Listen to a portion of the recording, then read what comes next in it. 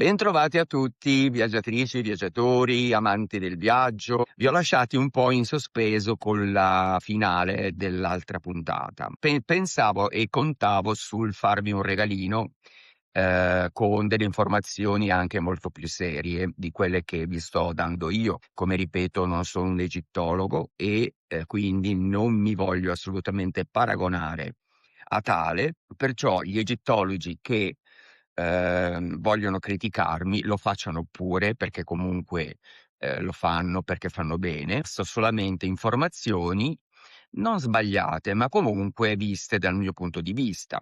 Perciò, in ogni caso, andiamo a letto presto al Cairo, quindi dopo le visite, dopo la cena, anche perché domani mattina armi e bagagli e si parte per Luxor. Il volo Cairo-Luxor diretto con Egyptair e si arriva a Luxor. A Luxor arriviamo, una Luxor del 1980, fine 84-85, con dei calessi che portano le nostre valigie, i bagagli fuori dall'aeroporto, e ognuno che si piglia il suo bagaglio, strappandolo proprio dalla montagna di valigie.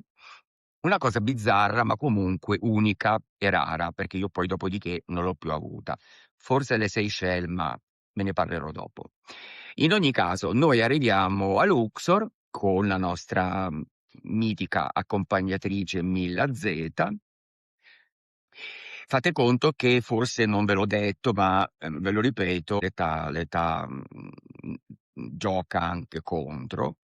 C'era anche un secondo gruppo accompagnato da Anna Maria C, era l'altra accompagnatrice del secondo gruppo su un'altra nave. In ogni caso abbiamo fatto tutto il Cairo insieme, e invece giù a Luxor ci siamo divisi su due motonavi. Le motonavi sono queste che hanno la base piatta, non hanno appunto, non sono barche come le nostre nei mari, e con l'ecoscandaglio loro viaggiano e navigano anche di notte, spesso e volentieri, anche quando capita o comunque dopo il sunset. Arriviamo alla Nile Beauty e già da lì il nome, Nile Beauty. Bellissima nave, predominante il bianco e il rosso, ma un rosso sanguigno, molto tendente al chiaro di viola o roba del genere. Insomma, arriviamo alla Night Beauty e conosciamo, col nostro gruppetto di 20 persone, accompagnati da Milla, conosciamo il direttore della nave, Sherif, di cui non faccio il cognome, però vi posso dire che è un uomo stupendo, era un uomo fantastico, professionista. Ma se qualcuno di voi ha visto il film, l'originale, non l'altro, l'originale, quello con personaggi come Maya Farrow, Maggie Smith, Angela Lansbury, Bette Davis, David Niven, Peter Ustinov, insomma, quell'Assassinio sul Nilo è quello di cui io ho avuto l'impressione, perché a quell'epoca il secondo Assassinio sul Nilo non era ancora stato fatto. E come nel film, il direttore, Sherif, ha un attimo di impasse perché non riesce a riconoscere la persona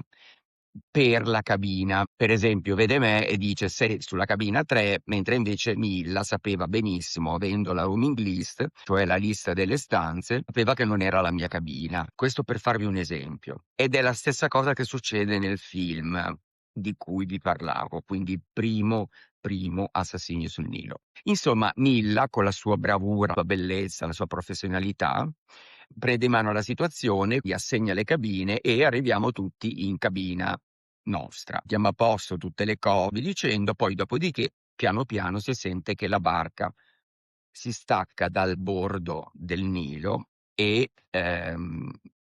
si va a posizionare su un'altra ansa un po' più vicina a quella che vi dico ora. Attraccati lì, c'è la cena, bellissima, cibo fantastico, c'erano altre nazionalità a bordo, c'erano tedeschi, americani, c'era di tutto. Insomma, l'indomani si va a dormire. L'indomani, colazione presto, perché si va a visitare i templi di Luxor e Karnak, perché poi dopodiché si parte per la crociera vera stessa.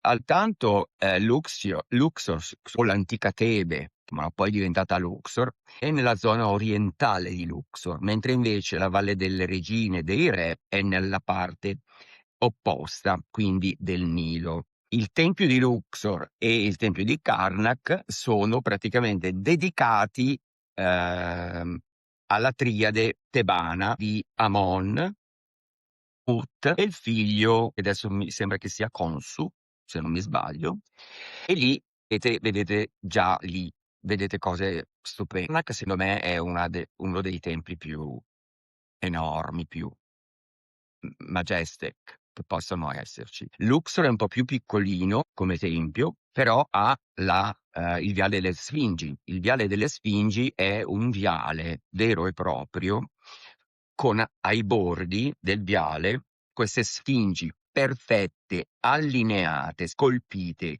uguali, precise ed identiche per metri, metri, metri, metri e metri. Quindi questo è il tempio di Luxor, dove vi parlerò più avanti quando fecero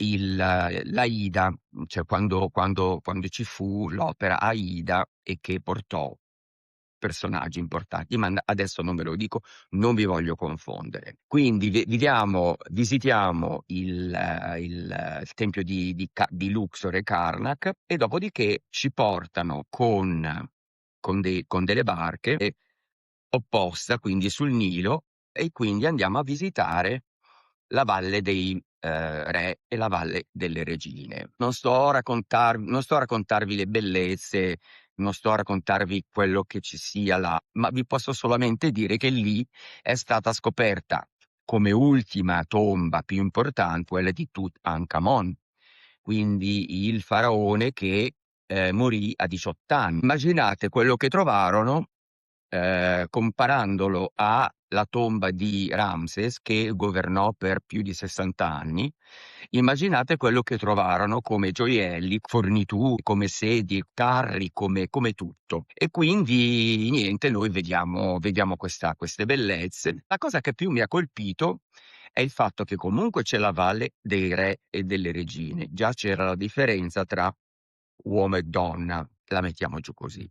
Poi dopodiché gli egittologi mi zittiranno, ma che ce devo fa'? È così.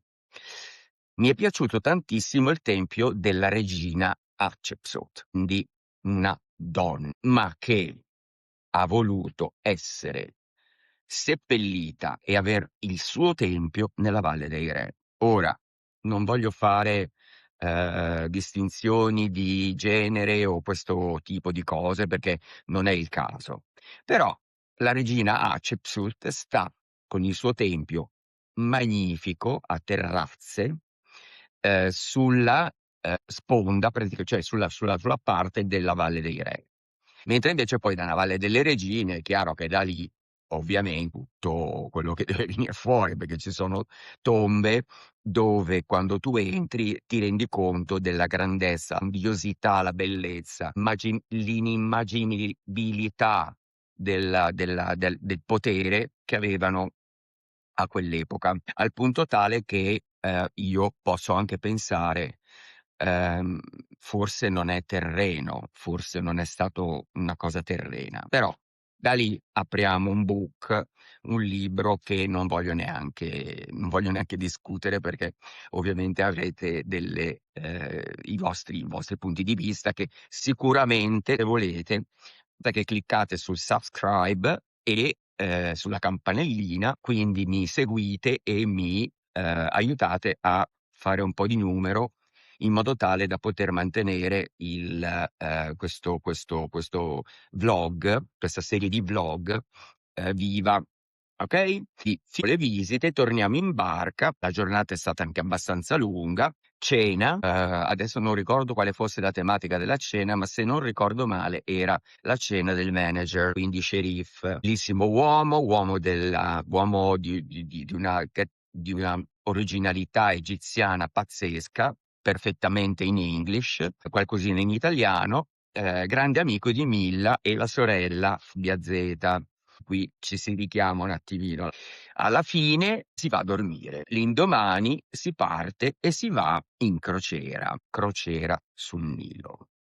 Da lì si visiteranno i vari templi e poi dopodiché si arriverà ad Aswan. Quindi a questo punto vi saluto, vi auguro buon viaggio se state partendo per qualche posto e altrimenti se avete voglia di ascoltarmi sapete dove sono. E tantissimi saluti e ci vediamo presto. Ciao.